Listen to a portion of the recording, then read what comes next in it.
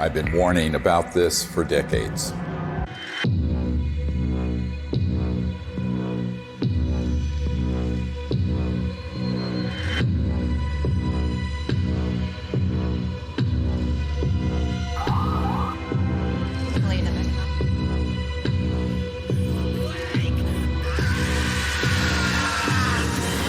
No, not that. This. Speaking of conspiracy theories that actually have truth at the bottom of them, the Corona Relief Bill the President signed last month contains a provision that hasn't gotten a lot of attention. It directs the Director of National Intelligence, in consultation with the Secretary of Defense and the heads of other agencies, to disclose what they know about UFOs within 180 days. So what are they going to tell us? I provided briefings for 4 presidents, foreign heads of state, generals, and a sitting CIA director who later betrayed me. I've seen lives destroyed. William Colby has been missing since April 27th. His canoe was found washed up on the banks of the Wicomico River. Friends murdered. Unthinkable evil unleashed on our planet. All to protect this illegal and immoral secrecy. And nothing I've seen scares me more than this unprecedented moment we are living through. We're in the final hour of an agenda that has been playing out for nearly a century. Centralized monopolies of power in government, the defense industry, and the corporate media are all converging on the same narrative that extraterrestrials are real, they're here, and they're a threat. Those are not weather balloons. Those are clearly autonomous aircraft of some kind that are, as you put it, swarming U.S. military craft. So there are 2 options. Under intelligent control. These are craft under intelligent control, and they're flying with impunity, Tucker, within our airspace, and they can outmaneuver, outperform anything that we seem to have. We need to find out who's operating them and also what the intent is. The truth is, we do know who's operating them. Some are indeed extraterrestrial, and they are absolutely not a threat, as you will see. It is, in fact, the secrecy that is an existential threat to life on Earth and beyond, as stated by the first CIA director, Vice Admiral Roscoe Hillenkoetter.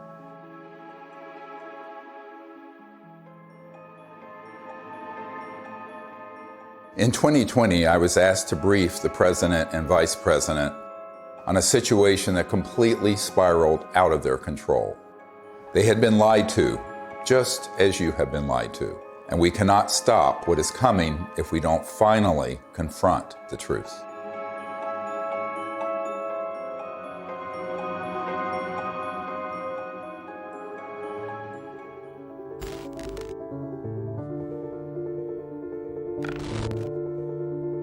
This may be one of the most important photographs ever taken. A dissection of an unknown humanoid from sometime in the 1920s. It clearly isn't human. I don't call it extraterrestrial for one reason. We don't have the history of that it came out of an interstellar craft. We don't have the genetics on it. And there are a group of doctors who are obviously doing the dissection, and then there are suits, very much look like government officials in the perimeter, watching. A woman called me up a few months ago whose mother was a seamstress on the atomic bomb project and built the covering for the bomb that was dropped on Hiroshima and Nagasaki.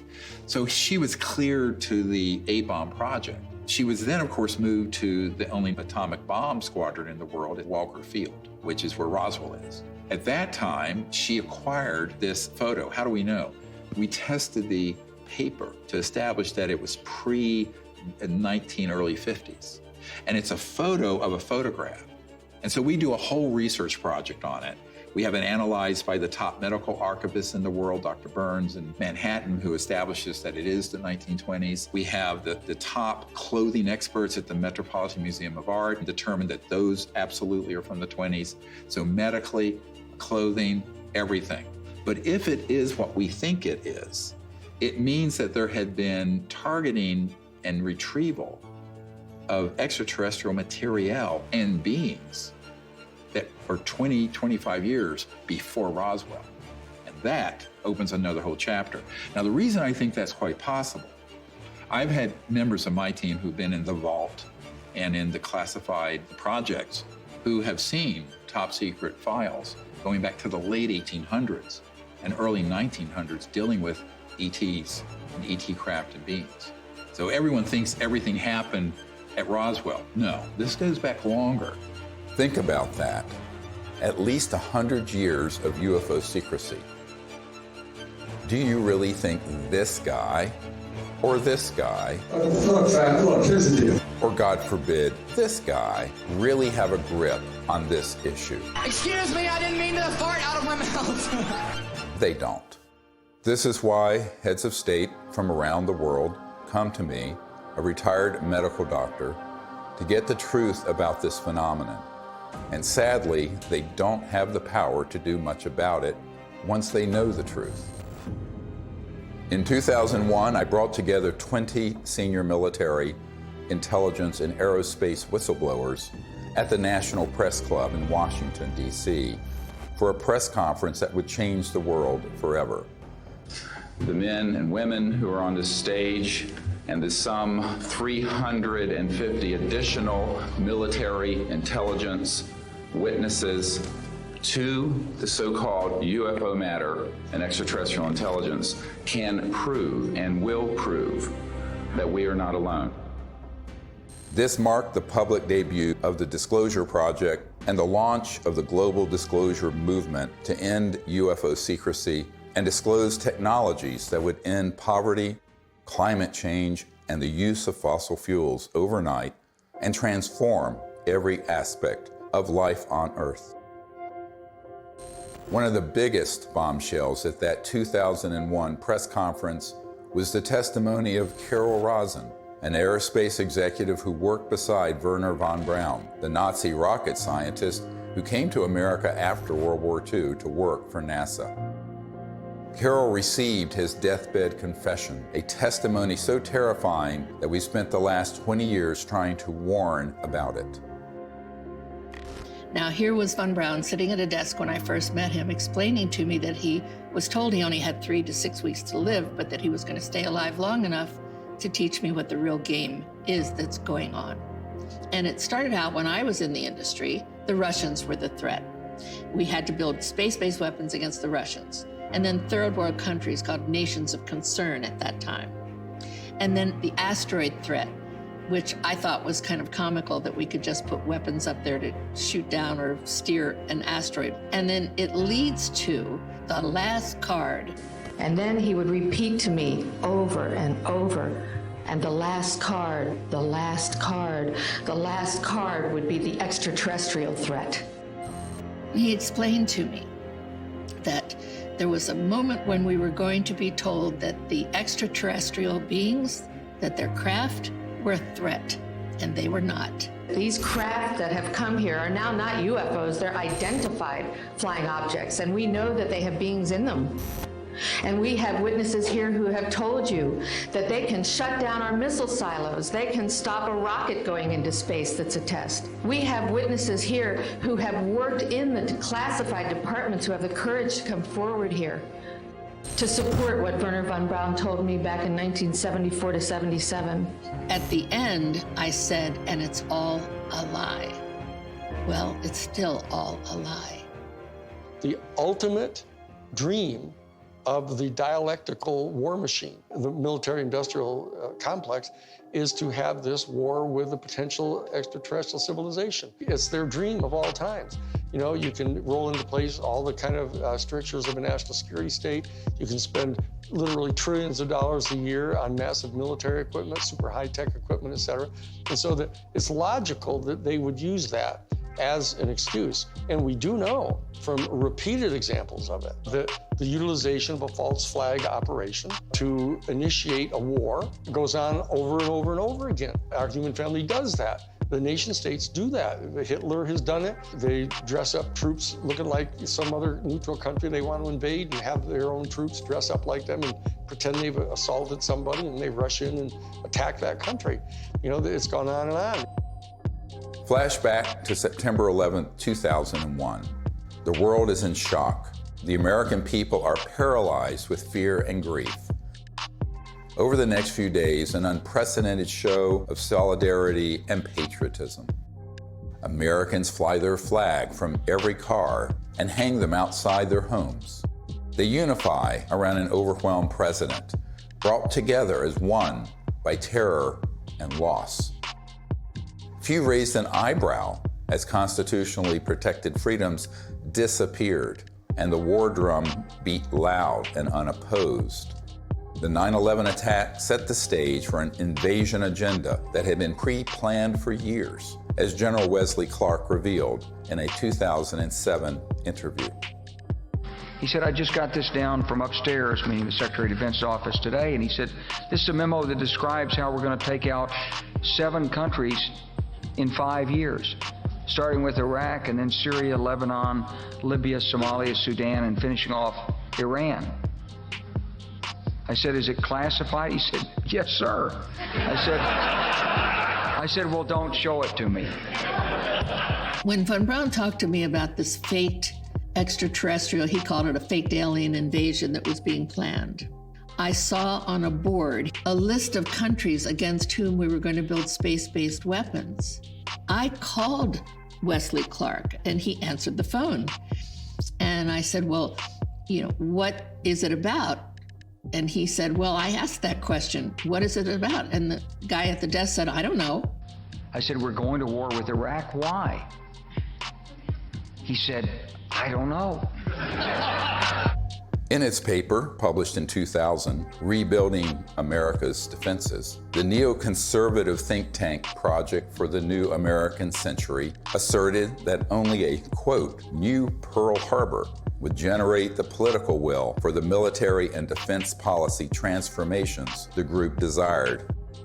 Indeed, these traumatizing events are always planned or hijacked in order to manipulate perception and manufacture consent for military action and the theft of our wealth and liberty. George W. Bush, Dick Cheney, and others had decided to go to war with Iraq long before Colin Powell gave that presentation. I feel like it was the lowest point in my professional and personal life that I had a hand in managing it. But we've come a long way since the 9/11 attacks.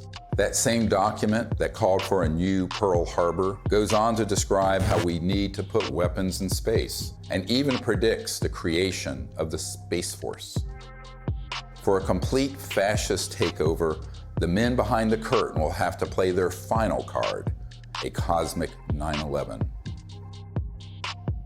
This temptation to generate a false flag attack on the part of some extraterrestrial civilization, you even hear people like Ronald Reagan make reference to it. Perhaps we need some outside universal threat to make us recognize this common bound. I occasionally think how quickly our differences worldwide would vanish if we were facing an alien threat from outside this world. Wouldn't it be clear if we all of a sudden found ourselves being attacked by an extraterrestrial civilization? We'd finally all come together. Wouldn't that be really lovely? Well, it's not really lovely for the industrial state. They don't want to lose their other enemies first. They want to use up all that before they go to that extreme. The last card was the most profound experience I had in my whole life. And I accepted the mission. And until Stephen Greer picked me up and talked me into going to the Disclosure Project, when I had just about given up, that's when I saw that there were other witnesses to what's going on, to the truth, to the facts. When she told me what Wernher von Braun had said, it didn't surprise me, because I had previously met with a number of people in the defense industry and in the intelligence community who had already told me that there was such a plan and that it could be actuated at any moment. And that was one of the long-term agendas, was keep the technologies away so we can maintain our industrial base of fossil fuel and all this. When we're ready to pull the trigger on releasing this information, spin it in the direction that benefits the foxes guarding the hen house, the people holding these secrets. But it was interesting to hear that all the way back in the early 70s that he had been warning her about this. And we know that those systems were developed in the late 40s and 50s.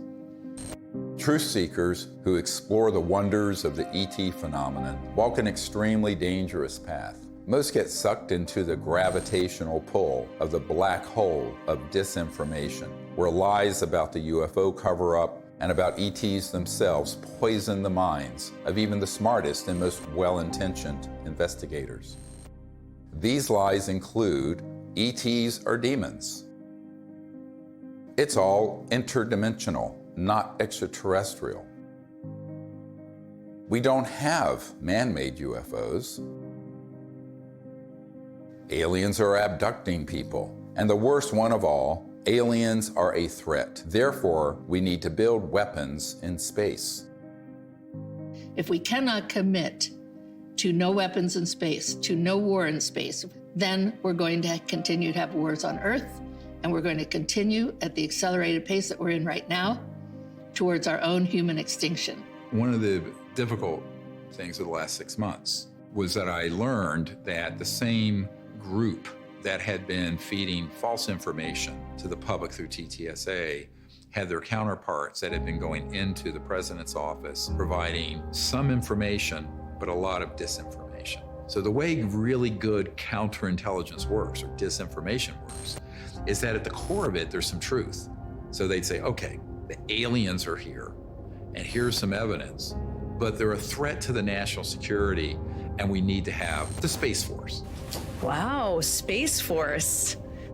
And they get into this thing called the White House and the national security state, and they're completely at the mercy of the people who are going to brief them, and the ones who are assigned and cleared to talk about this issue, by definition, have been in those clandestine operations. I did a video brief for the president, vice president, and also for President Putin. That the problem is, by the time I had good access, they had already been, unfortunately, quite brainwashed on this, had already taken policy steps that included the Space Force creation and what have you, and then we were running up against the election. One thing is clear, is that the normal constitutional channels that you would think would be in control of that aren't. Presidents aren't briefed in on this. Heads of the Defense Intelligence Agency come in who aren't briefed, and I'm convinced they're not. From talking to them, it's clear they don't know what's going on there. So there's some other structure. I happen to be persuaded by the evidence that immediately after Roswell, when they recovered a craft and bodies from the UFO vehicle, that the Truman administration set up a body that was outside of the normal constitutional framework of our United States government. And it was made up of major elite people that they view as the real power elite. A shadowy government with its own Air Force, its own Navy, its own fundraising mechanism, and the ability to pursue its own ideas of the national interest, free from all checks and balances, and free from the law itself. It's sort of a shadow government within the government, not just in the United States, but all around the world. And the kind of power they have, both financially, technologically, and the means of projecting power militarily, is much greater than anything that the conventional military or the conventional government or the President of the United States has.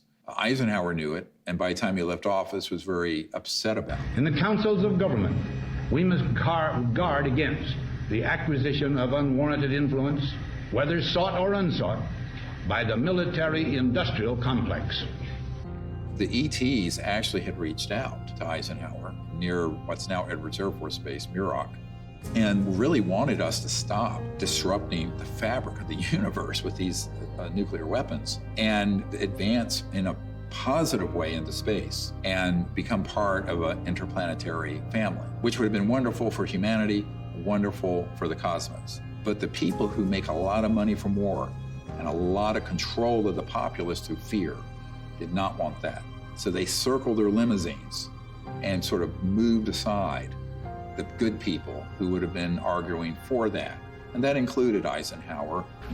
We must also be alert to the equal and opposite danger that public policy could itself become the captive of a scientific, technological elite. The fascist element that is owning most of the stock in the major corporations, especially the oil corporations and the natural gas corporations and the pharmaceutical industry, the railroads, the shipping lines. Virtually all these people are fascists, all during the robber baron era. That's what they did. They laid claim to those areas of our American economy, and they've never relinquished them.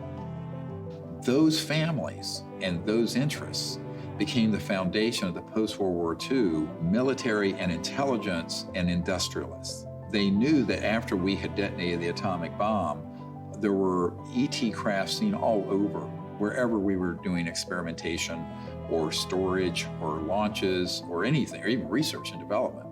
The ETs were very concerned about that for reasons we'll get into.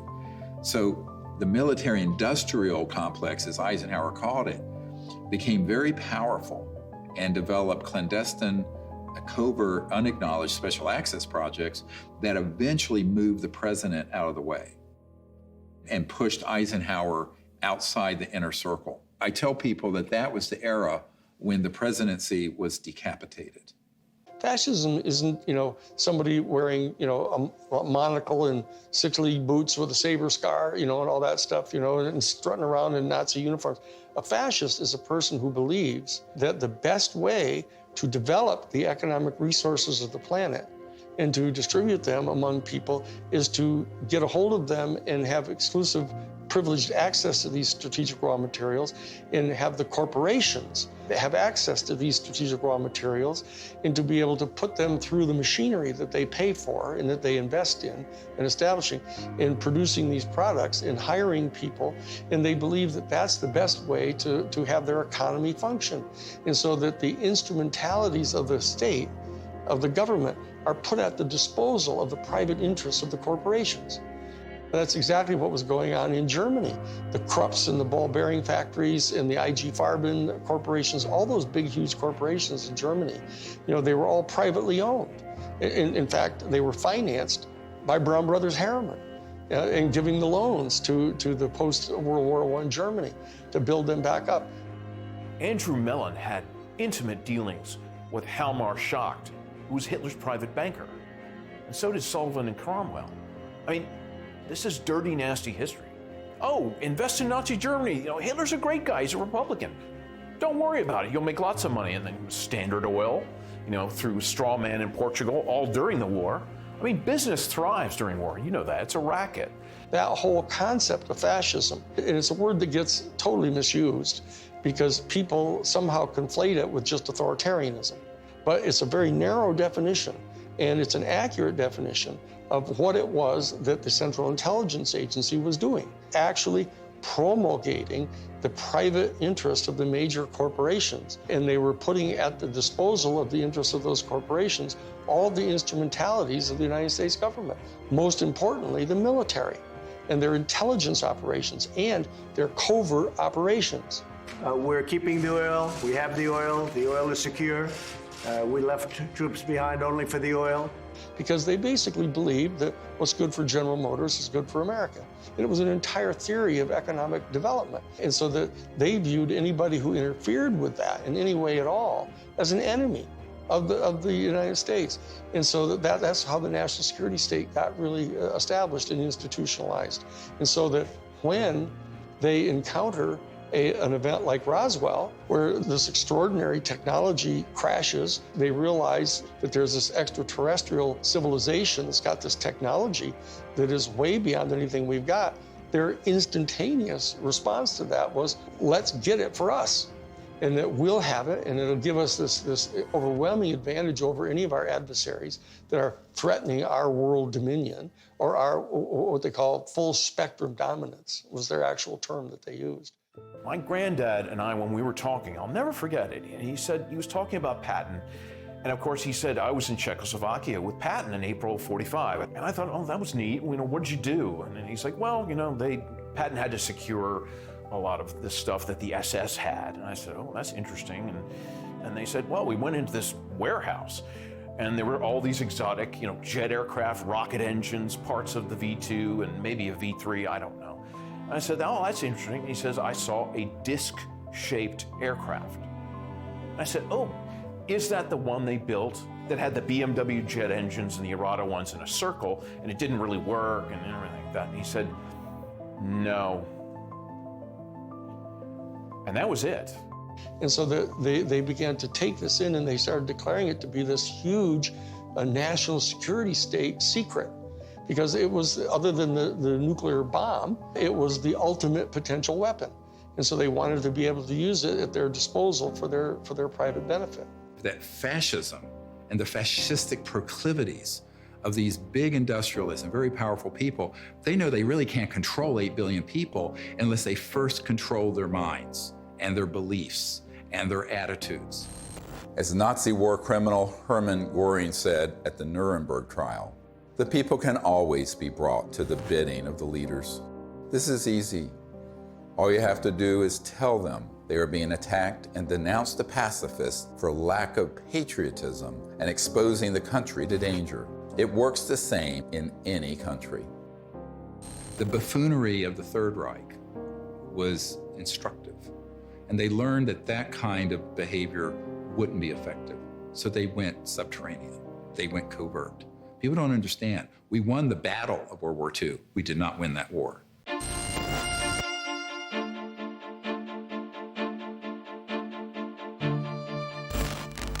My name is Paula Harris. I'm an international investigative journalist in the area of UFOs. I've been working in this field since 1979. When I was living in Italy, I was reading in a journal that two little boys, they called them Indian boys, had been present at a crash near Socorro, New Mexico. And I was wondering why none of my colleagues ever followed up on that. So when I came to the United States, Destiny had it, that I was able to locate one of the men, Remy Baca. He told me in detail that they had witnessed this crash, these two little boys, in 1945. There was an object that shaped like an avocado. And what interested me most, because I look at the timing, is it was exactly 1 month after we exploded the atomic bomb. And the atomic bomb is July 16th, 1945. 5, 4, 3, 2, 1.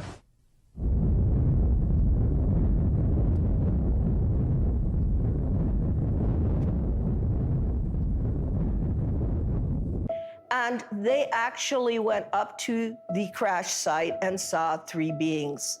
They were tall and thin, they had long arms. They had said they looked like a standing fire ants. One of the witnesses said he thought they were hurt because they were screaming, and the witness was 9 years old, so he wanted to go in and help them. I had these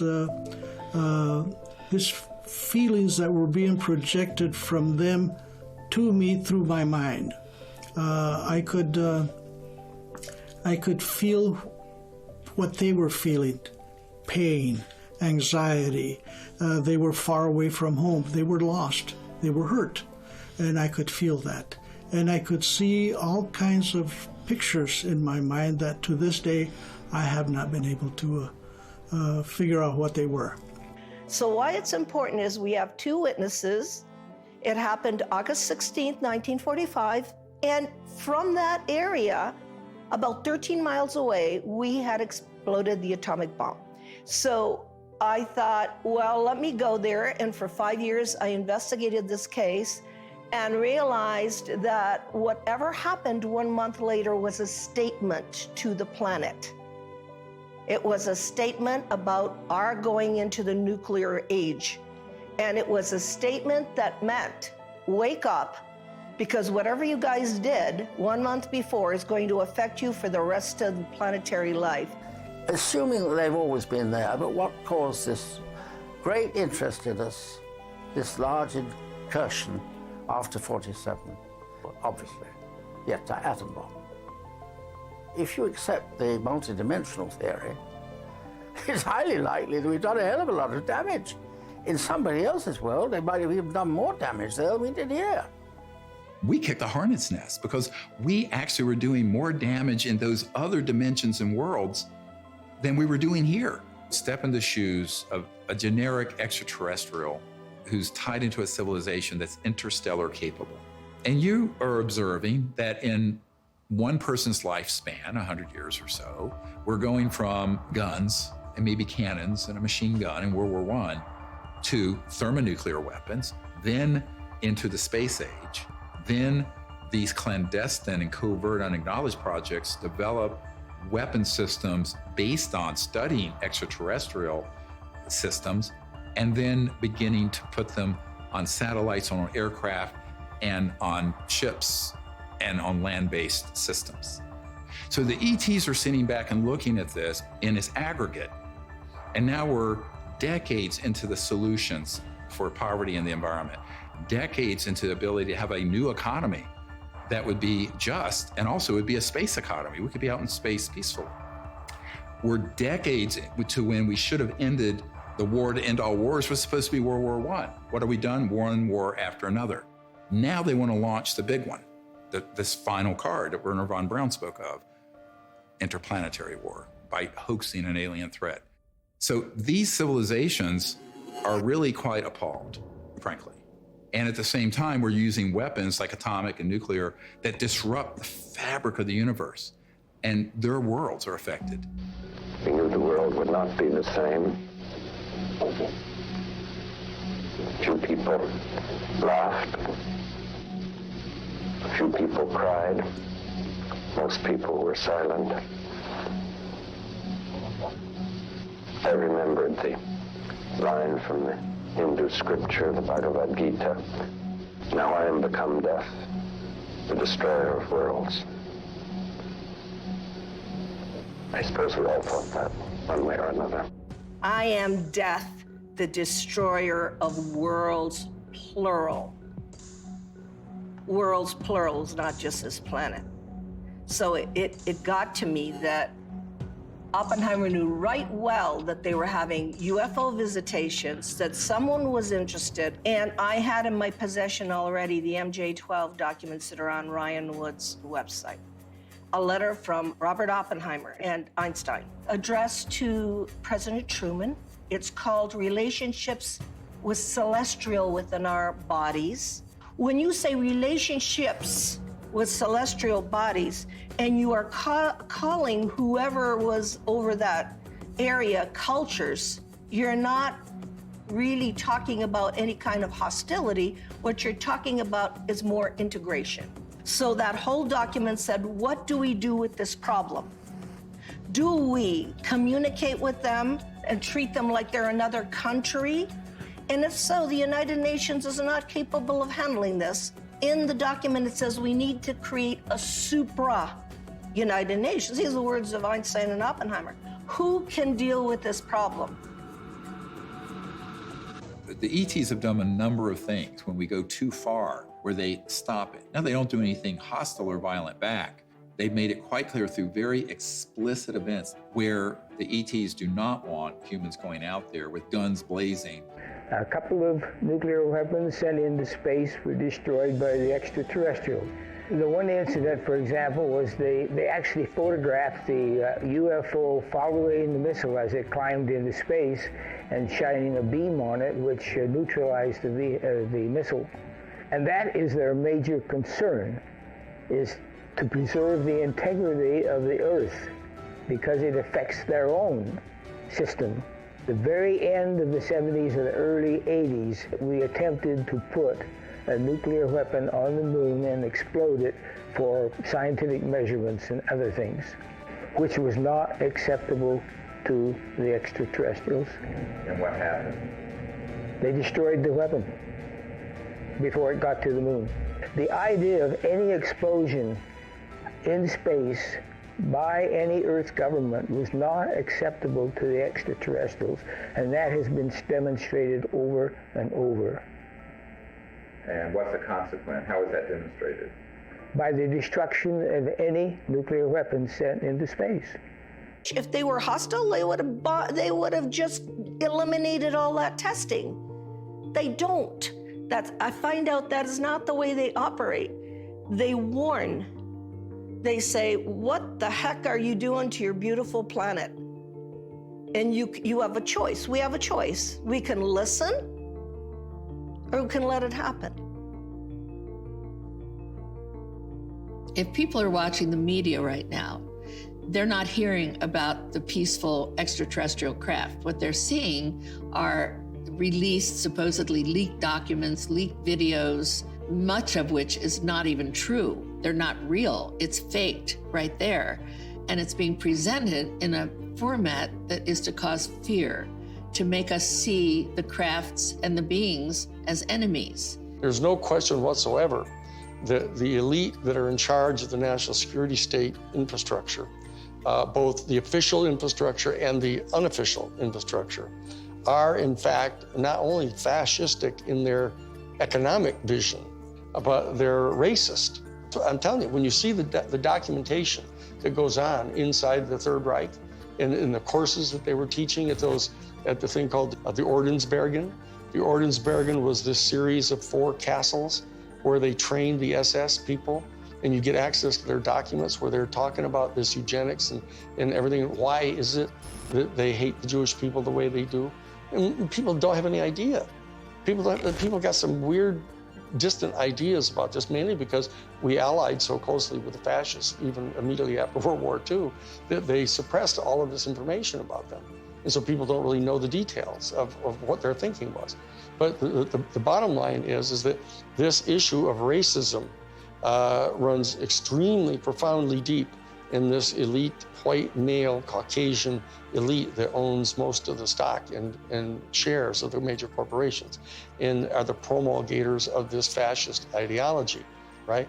And these are the people that were put in charge of the UFO program right from the beginning. Many people who would consider themselves New Age and into all this stuff fall into these camps of, well, there are the good aliens and the bad aliens. And the good aliens almost always look like someone from Norway. And the bad ones have different features or maybe darker. I'm going, this is racism. You just call it out what it is. This is absolutely racism extrapolated into an interspecies level. Not just racism, but speciesism, which is even deeper.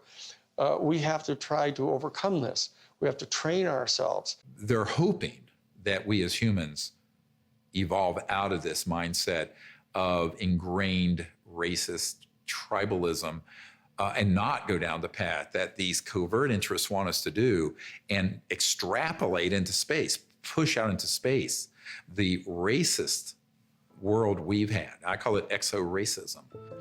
Justification for war or genocide always begins with dehumanization of the enemy. For example, as part of their anti-Semitic propaganda campaign, the Nazis revived the centuries-old blood libel, the allegation that Jews murder non-Jews, especially Christian children, in order to obtain blood for the Passover or other rituals, in order to lay the foundation for a false flag alien threat.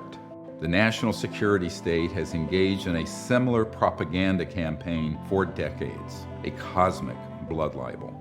The national security state apparatus and their media allies have been flogging that particular theory that these extraterrestrial civilizations are all here to eat us or to take over our planet and rape our women.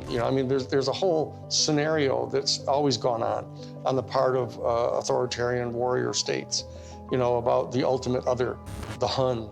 95% of all of the movies that have ever been made about extraterrestrial life have portrayed them as hostile and dangerous to us, and it sells in that way. I don't know why people watch those movies. But on the other hand, I don't know why people watch cage fighting either.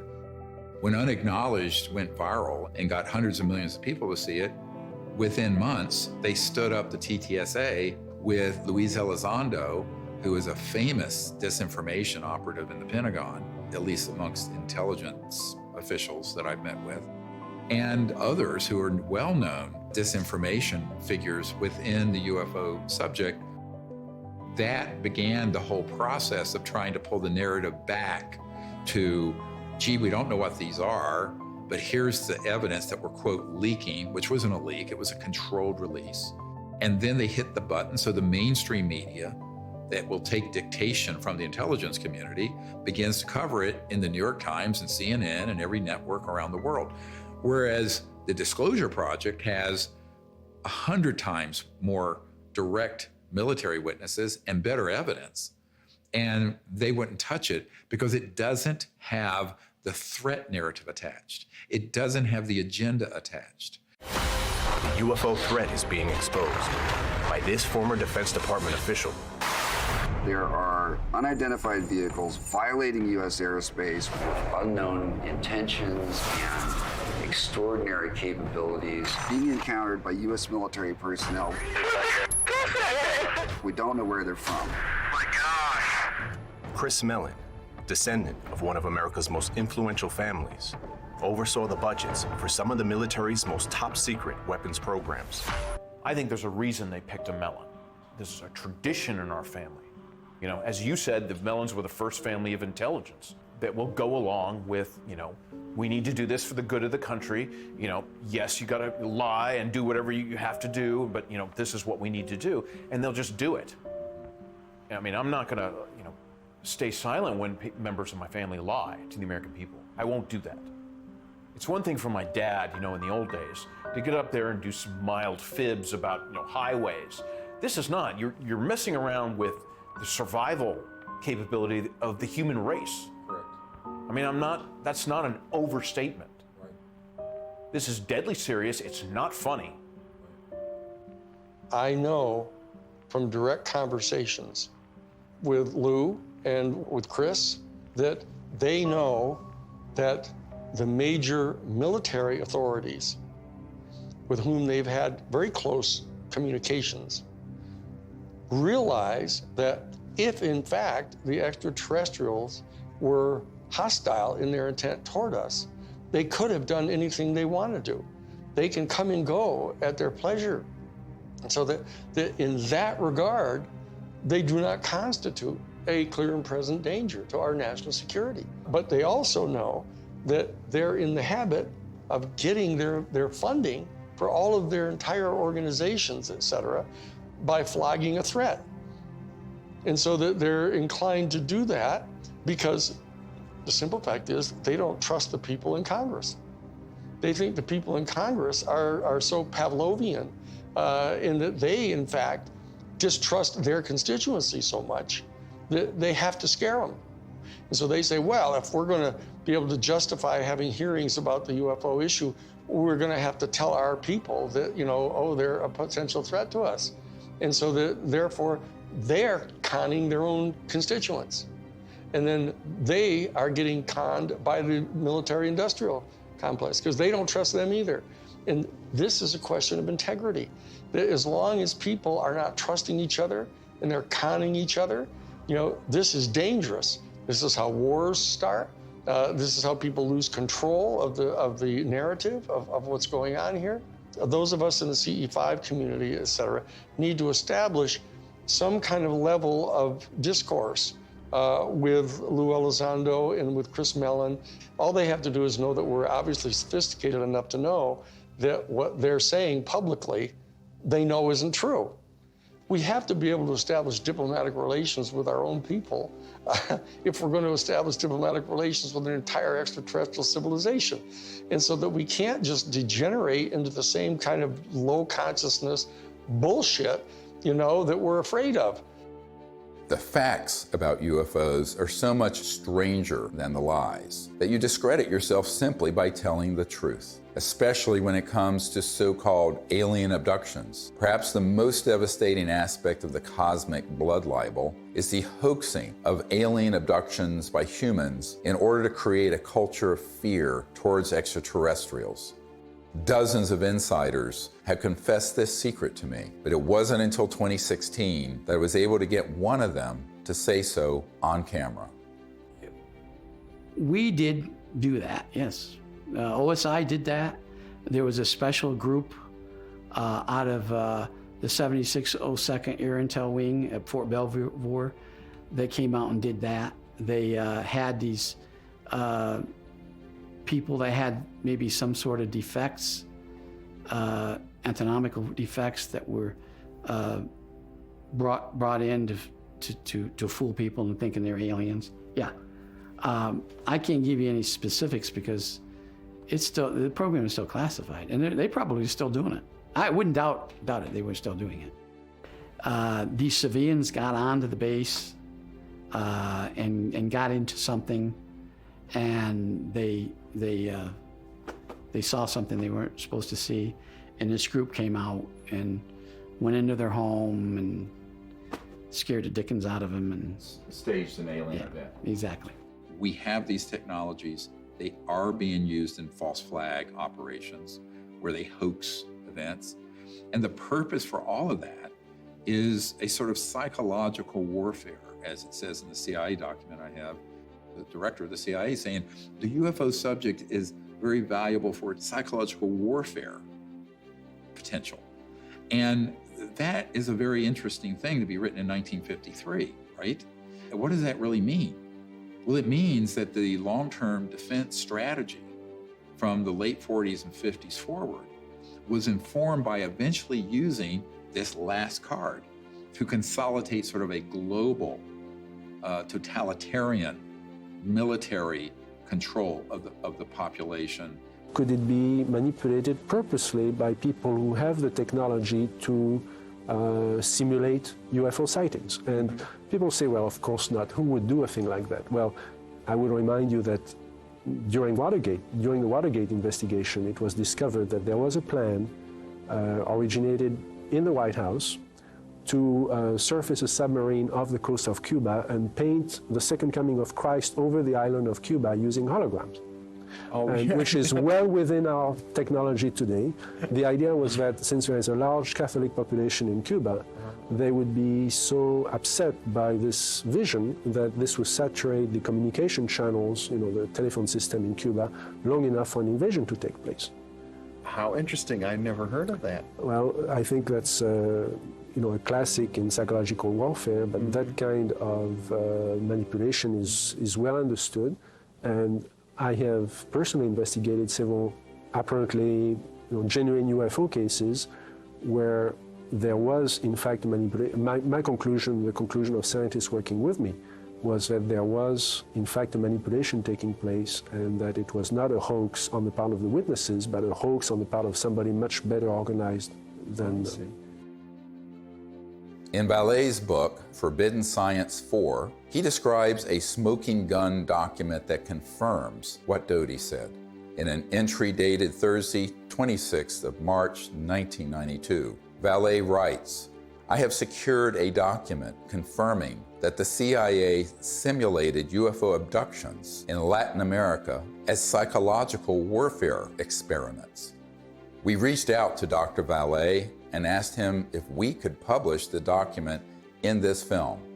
He refused and tried to blame the producers of this film for his decision to not release it. Unfortunately, others in the UFO research community have similar evidence of this cosmic false flag, but are afraid to come forward publicly. This lack of courage or integrity, or both, is precisely why the secrecy persists." I also asked Richard Doty about the last card scenario, using the military lingo for false flag, deceptive INW, which stands for Deceptive Indications and Warnings. Have you been exposed, or did you come across in your career and your network the false INW or the Deceptive Indication and Warnings projects related to this? Yes. And what did you find out about those? That's pretty hush. I don't think I should talk about that. Yeah. I mean, that's why when I briefed the head of the Defense Intelligence Agency, that was the main subject. That is, that's very sensitive.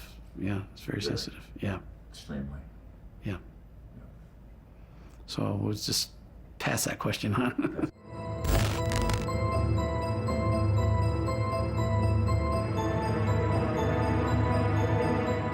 Colonel Corso was given the job by General Trudeau for the Army in research and development of foreign technology. But the foreign technology is really foreign. I mean, it's so foreign, it's out of this world. And he explained to me that he had something called a nut file, of which he had fiber optics, high tenacity fibers. He named the things physically that he had there. He knew they came from extraterrestrial crashes or extraterrestrial materials they had recovered. And it was his job to take them to big companies to be back engineered. Now, in Colonel Corso's time, it was 1960, but this had been done way before 1960. These were extraterrestrial artifacts that had to go into industry.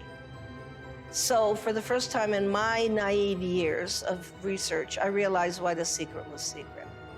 I always thought it was about, everybody would panic and the religions would fall. And I had no idea this was going on. And ever since my association with Colonel Philip Corso, I realized what this is about. What this is about is the toys, the artifacts. And it's really about the industry. It is not about whether people would be scared or whatever. I think that the younger population and people that have studied this know that there is no danger. I mean, if they're not going to bomb you during the time you're doing the H-bomb tests in the Pacific, I don't think they're going to decide to come out of nowhere and bomb everybody or to have an invasion. There are too many times where we could have had an intervention that was hostile, and we never have, and we're the enemy. Hey, John, happy birthday. There's no way that I can, sugarcoat this. I was talking to a gentleman about the UAP report, and he contends the Pentagon has alien bodies and crafts. So I just wanted to run this past you. Does DOD have these things, and if so, where? Jeff, the UAP task force is really designed to take a look at these unexplained aerial phenomena, try to help us get a better understanding of them. Again, I'm not going to get ahead of the report that the DNI will submit, that we are helping, obviously, and providing input to, and I think I'll just leave it at that, Jeff. This exchange would have been unthinkable even a few months ago. And notice that he didn't deny it. There are three major lies of the current false flag disclosure of UFOs in the media. Number one, we do not know what UFOs are. Lie. Number two, the U.S. military does not have any aircraft that can perform in the way these UFOs maneuver. Lie. Number three, they are a threat to national security. Lie. The only threat to national security and world peace is the unacknowledged projects using man-made UFOs and other technologies to hoax alien events. Period. And yet, we are inundated with messages about the threat to national security posed by UFOs. We take all incursions into our operating spaces seriously.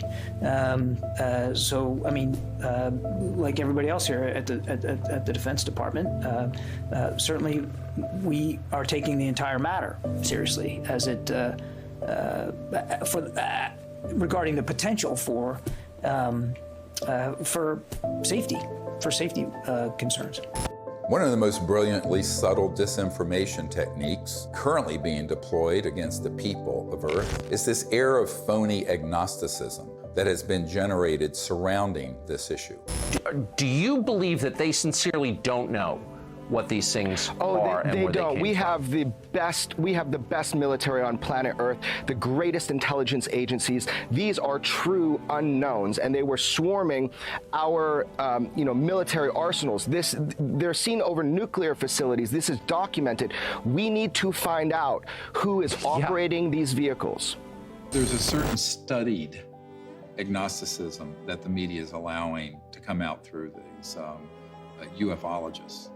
For example, Nick Pope. I mean, we are under siege. It's like there's a war of nerves going on. And if this was drones belonging to a foreign adversary, there would be an absolute outcry. And yet, the situation we're in, that we don't know what these things are, and they might even be extraterrestrial, that's worse. So I agree with Luis Elizondo on this. This is a potential catastrophic failure of intelligence. The same thing with people like Chris Mellon, whether he's been paid or not. he will get up there and say, well, we don't know what these are, we need to study them. There's a vital national security issue, which is that our sovereignty is being violated by vehicles of unknown origin. Chris and I have met, we've talked about all this stuff. I think the TTSA program was a little goofy with Tom DeLonge. This is a mechanism to change the way the government acts. You're going to see us dealing with the Senate, us meeting with the intelligence services of other governments, and everyone is coming out of the woodwork and saying, this is real, we got to do something about it, and it very well could be a threat, but we can't put our head in the sand.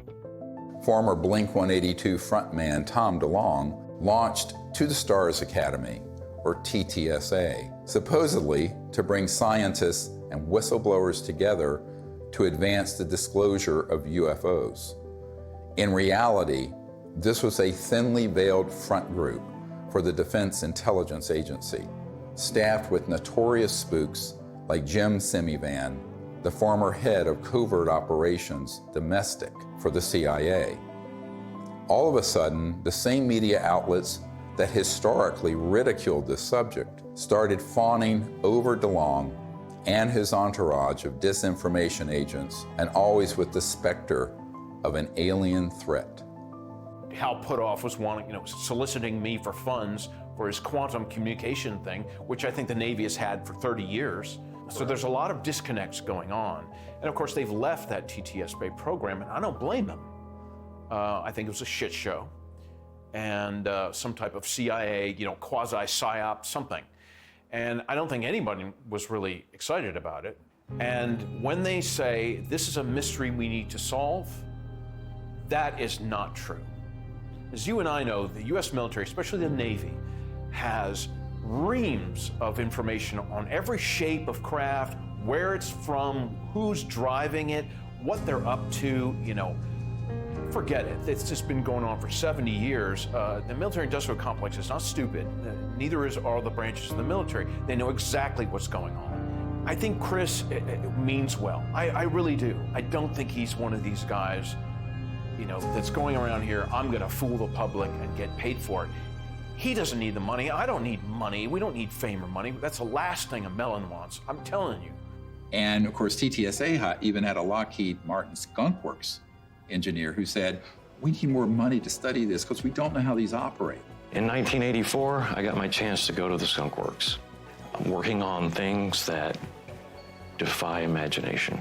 Meanwhile, we published a letter that was written to Ben Rich, the head of the Lockheed Skunk Works. And the person writing was a friend of Ben Rich and said, are these UFOs ours or extraterrestrial? And Ben Rich writes back, they're both. He acknowledges that they are both extraterrestrial and ours. Now, this is not some ufologist. This is the head of the Lockheed Skunk Works, the premier aerospace engineering entity arguably in the world. Another man exchanging letters with Ben Rich was military aerospace historian James Goodall, who was Rich's pen pal and confidant for 25 years. I met Mr. Goodall in April of 2021 at the 20th anniversary of the Disclosure Project, which we celebrated in Scottsdale, Arizona. He was dying of esophageal cancer. This is the mid-90s. He'd already retired from Lockheed. And I tracked him down. He was at USC Medical Center near the end of his life. And we were talking about John Andrews and some other stuff, and we started talking about UFOs. And he said, Jim, we have things out in the desert that's 50 years beyond what you, and he was talking directly to me, beyond what you can imagine. And if you've seen movies like Star Trek or Star Wars, we've been there, done that, or decided it wasn't worth the effort. I said, Ben, you want to expand upon that? And typical Ben response was, no. The first time I realized that some of these vehicles were actually man-made was when I met aerospace illustrator Mark McCandlish, who testified at the Disclosure Project press conference about a highly classified air show at Norton Air Force Base, where reverse-engineered flying saucers were unveiled for those with a, quote, need to know. A male staff member in Congressman Brown's office not only confirmed the exhibit, but the fact that there were 3 discs at that exhibit. These discs were hovering off the floor without any visible means of support. They were referred to as alien reproduction vehicles, also nicknamed the flux liner because they used high voltage electricity. This is a diagram that I made based on a sketch that Brad Sorensen did for me in rough form shortly after he had his sighting, and subsequently cleaned that drawing up and made it much more accurate. And that's the drawing that Dr. Greer is holding there now. Later on, I obtained photographs that were taken in 1967 by a military pilot, Harvey Williams, flying a C-47 for the Air Force at 12,000 feet, approximately 25 miles southwest of Provo, Utah. This particular vehicle matches the so-called ARV in all proportions and respects in terms of the detail of the shape of the craft. News articles from the 1950s describe how we were on the cusp of unlocking the secrets of gravity, which would unleash a technological revolution. But suddenly the article stopped without explanation. This is the point where we cracked anti-gravity technologies and it went totally covert. And this Tic Tac, the word is, it's Lockheed Martin. It's the successor to the TR-3G Black Triangle model. Elizondo just will talk the bark off a tree. He goes in circles. He's a great counterintelligence guy. I'd love to get into a debate with him, but of course that's never going to happen. Well, this is a document that was obtained through the Freedom of Information Act, and it demonstrates quite clearly that we have had issues with these, if you will, these UAPs or UFOs in the vernacular for at least 70 years, at least since 1950, probably earlier. And this is official U.S. government correspondence. This isn't some eyewitness report from a civilian. This is official government documentation from military personnel to very senior military brass. And what it says is very quite compelling that, look, we've had a lot of military and intelligence eyewitnesses, to include special agents and scientists, and all of them are seeing these things. And more importantly, the frequency has occurred on a regular and continuing basis over sensitive U.S. military facilities. And this has been occurring, Tucker, again, since 1950. The U.S. government has finally admitted that this is not some sort of secret U.S. technology. Quite the contrary. Over the years, dozens of defense and aerospace industry insiders have briefed me on what they were really working on at places like the Lockheed Skunk Works, going back to the 1940s and 50s. Many of these man-made aircraft have been spotted by thousands of eyewitnesses and become part of the UFO lore, indistinguishable from actual ET craft. These rogue, covert operations within the military-industrial complex stage thousands of sightings, abductions, mutilations, and disturbing encounters with our public-facing military, knowing these incidents will be mistaken for ET craft. This confusion between what is extraterrestrial and what is man-made is essential for pulling off a false flag that would be blamed on aliens. This is from 1983, Hudson Valley, very famous cases, many witnesses to these transformer-sounding objects, and underneath, when they were close, you can see superstructure and tubes and other things. That is not extraterrestrial. Now, have there been extraterrestrial vehicles of boomerang and other shapes? Yes. But where do you think they get the idea? And also, how else do you create a false flag? You have to create structures that would be believably not aerodynamic. Some of them are kind of hybrids. They'll have some conventional propulsion as well as electrogravitic, and they all have structural, superstructure components that are clearly a man-made machine, not an interstellar vehicle. This is 1989 in Belgium, that you can see all the tubes and structures underneath. Again, this is global.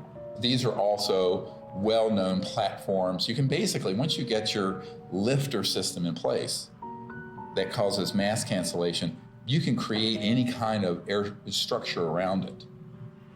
And it doesn't matter if it's aerodynamic or not, because the way it moves, it moves, let's say, the molecules of air around it. So it's basically moving an electromagnetic field effect.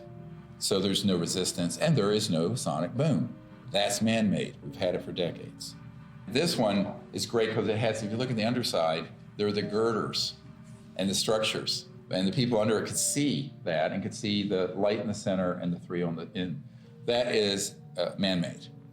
There are extraterrestrial vehicles that are triangular and that are saucer-shaped and that are other weird shapes. So to make things complicated here, how are you going to know? Well, you got to be close enough to it to see. And if you can't see the superstructure detail, you're not going to know whether it's extraterrestrial or not. This is from Southern Illinois in 2000. They went from animal mutilations being staged by clandestine human organizations to these were doing human vivisections and killing humans. But of course, they wanted everyone to believe the aliens were doing vivisections on people. No, it wasn't. Which ones are man-made and which ones are extraterrestrial beings? Dr. Greer is figuring this out. We've got to listen to this information. These are facts. This is not rhetoric. And then we've got to be able to apply it. We're taught to be afraid. We're taught to fear. We're taught to fear extraterrestrial beings. Really? Get over it. Meanwhile, you have people who would purport to be experts in UFOs going on Fox News and other news outlets saying, we don't really know what these are. It's a big mystery. They've lied by omission. And when they say it's a mystery, that's a lie. Okay, I'm sorry. But that, I'm not on board with that. And that, But they have to know that's a lie. Right. So they do. And I think, it's obvious. So, that's why I'm giving this interview with you today. I mean, I've had enough of that. I had enough with my dad. Was he a liaison to Majestic 12 as a magic member? Probably. He probably had 2 pages of the UFO file. Don't worry about the rest of it. Just 2 pages are all you need. Okay, yes, sir. And Chris is going, yes, sir, too. So those people are very studied agnostics who act like we don't know, we don't know, we don't know. And that's why they're given an audience. If they were actually to say, here's what they are, here's what they're doing, which is what a truthful disclosure would be, they would be banned off those networks. I don't think I've ever spoken to anyone who has seen more reports, paperwork, photographs, interviews as you on this topic. Has there ever been a confirmed extraterrestrial ship? We'd have to say no. We'd have to say what's confirmed is that we don't know what this, let's call it a ship or an object. We don't know what it is. We can just say what it isn't. Right. And you can ask yourself, well, then what? And of course, what we call the extraterrestrial hypothesis is a valid one. I mean, maybe it is from some other place in the universe. In the axis of disinformation, Leslie Kean is the original shameless opportunist of ufology. Over 2 decades ago, Leslie embedded herself in the planning and execution of the Disclosure Project and then betrayed our trust by hijacking our top secret witnesses and case studies and repackaging them. Most people don't realize that on the day of the Disclosure Project press conference, intelligence agencies jammed our signal leaving the National Press Club building for the first hour. Leslie was there and she knew that we had revealed too much. She adopted this fake agnosticism so that every door to mainstream media outlets would be open for her. Anything that can operate in impunity within our airspace, within restricted airspace, that can have near misses with our Navy pilots, it has to be considered a potential threat. Anything that's in the skies that we don't know what it is, and it's demonstrating incredible capabilities. The only way the Department of Defense is going to deal with it is to see it as a potential threat. Anything that enters an airspace that's not supposed to be there is a threat. After receiving classified briefings on UAPs, Senator Marco Rubio called for a detailed analysis. This past December, while he was still head of the Intelligence Committee, he asked the Director of National Intelligence and the Pentagon to present Congress an unclassified report by next month. We've gone this way before. There have been many initiatives. Gerald Ford, when he was a congressman, held hearings, went nowhere. The whole window dressing of Project Blue Book, and then that was just really a publicity stunt by the Air Force. And most recently, the $22 million that the Pentagon spent on this Bigelow aerospace study. I had a Zoom meeting this summer with General Herbert, the chief advisor to Senator Harry Reid, and they authorized this funding. After spending $110 million, maybe more than that, because it was a 6-year-long program, where's the beef? What's the results? That money went to Robert Bigelow, who was in Nevada. And he's a buddy of Harry Reid's, right? Right, who was chair of that committee. UFO proponent, exactly. Thinks they've definitely come here many times. Right, so, you've spent $100+ million gathering information, and what did you do with it, outside of, collecting a couple of videos? The people in that circle around Mr. Bigelow and Bigelow Aerospace were all operatives of these unacknowledged special access projects. They made sure that those $22 million were the equivalent of opening a toilet lid, putting the money in and flushing it. And so what General Herbert said to me is that even in the meetings in the Senate classified SCIF, Secure Communication Information Facility in the Senate, all they got was like a 40,000-foot view. He was an Army pilot. And no detail, no nothing. And I said, yes, that is what was done, and was done on purpose. And so there was a pretty sizable budget for this program. What did they find? Well, I mean, basically what they did with that budget is a lot of different research to try to document what was going on, to try to understand the physics behind how the objects, move around, and then to just keep records of what they were observing. But they haven't been able to find what they are, where they're from, or anything like that. And I said, do you feel they were holding back? He says, oh yeah, a lot. And we were very angry about it. Ultimately, the reason that $22 million grant wasn't renewed is that he and others realized they were being zoomed. They were being deceived and getting nothing out of it. It remains to be seen if they get anything out of this mandatory Director of National Intelligence and Office of Naval Intelligence report that's going to go to the Congress. I think that the more information that's in it, it could be even more dangerous than nothing, because I think they will cherry pick cases that they will spin as evidence of a national security threat. And that's what's been ramping up in the media. So my concern is we need to get ahead of that curve and release to the public this information with the evidence and everything we're presenting, so that people at least ask the critical question: is that report full and accurate? And is it even the truth? I think we need a lot of skepticism. If it's coming out of the US government or any other government and the mainstream media, until proven otherwise, it is cherry-picked information and someone has an agenda because they've hit the button, the go button with the mainstream media to cover it in a very specific way that does not redound to the benefit of the human race. Von Braun gave me the idea that we should have a bill in the Congress and it should have a matching treaty. Well, we did for a while, but in the Congress it didn't work, not in this country. So I went international.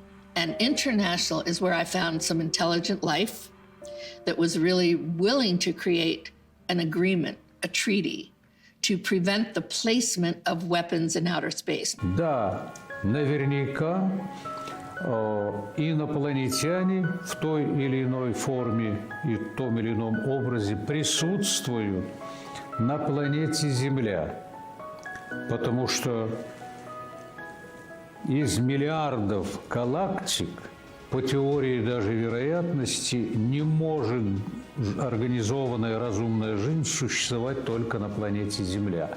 Но пока инопланетяне своим присутствием не нанесли никакого ущерба землянам, инфраструктуре и вообще живым организмам на Земле. Поэтому говорить о том, что есть инопланетная угроза, это, наверное, не соответствует реальности.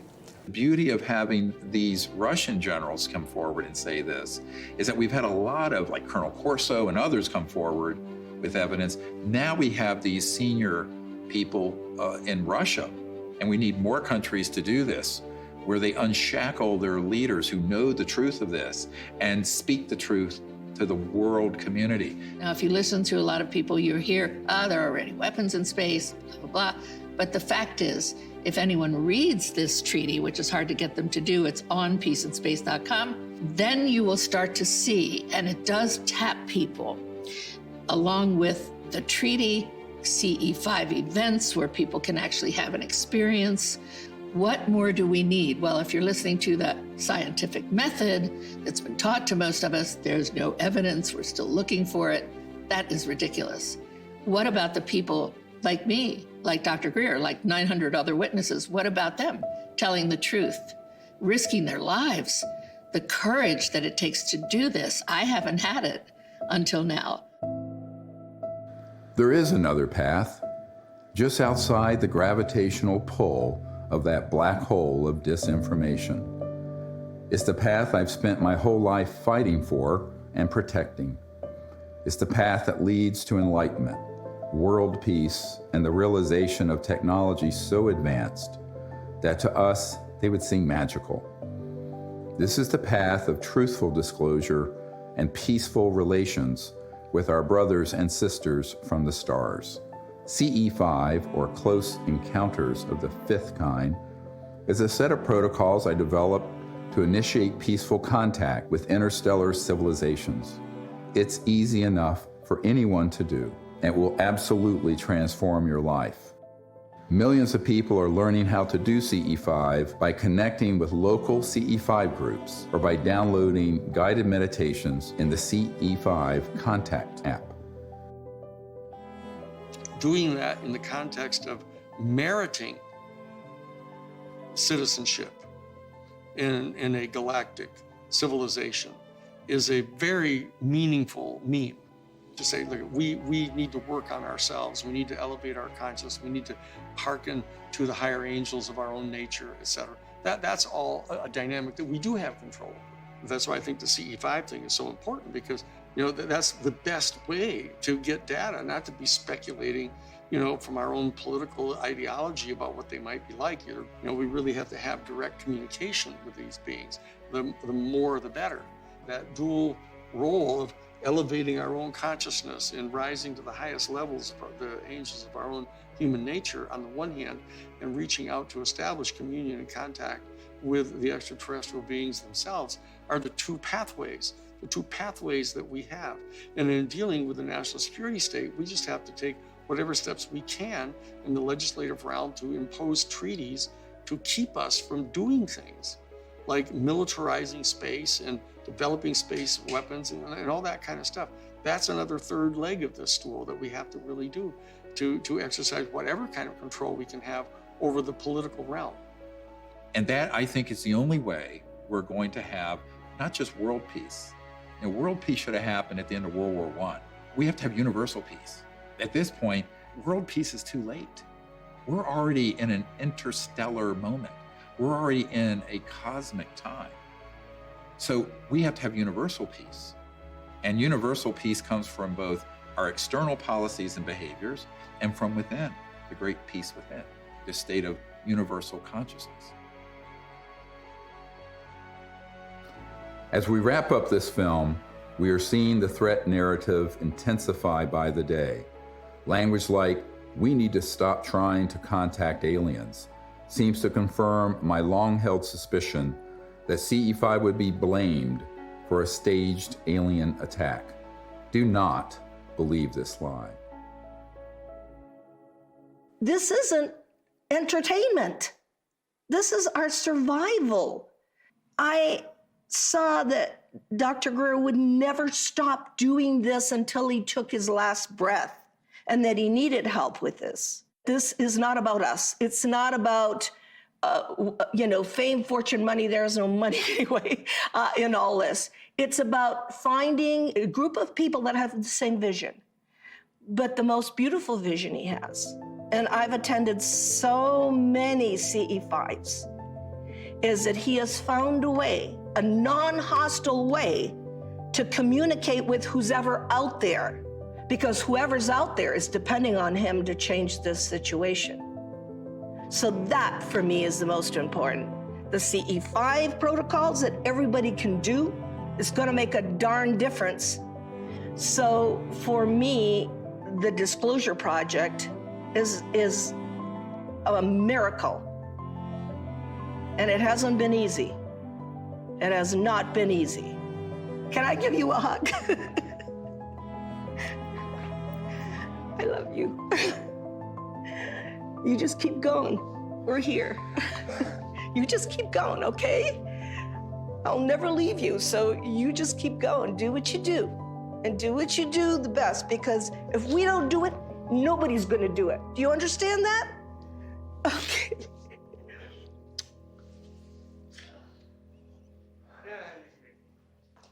Yeah, okay, can I go outside and get some sun?